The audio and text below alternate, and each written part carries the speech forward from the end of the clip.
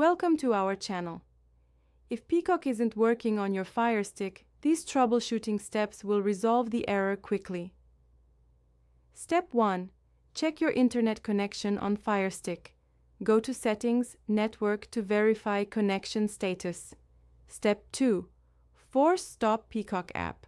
Go to Settings, Applications, Manage Installed Applications, Peacock, Force Stop. Step 3. Clear Peacock cache and data.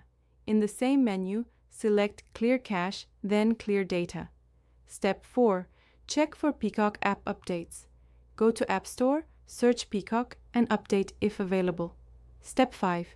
Restart your Firestick. Go to Settings, My Fire TV, Restart or Unplug for 60 seconds. Step 6. Check Peacock server status online. Visit downdetector.com for outage reports. Step 7. Uninstall and reinstall Peacock.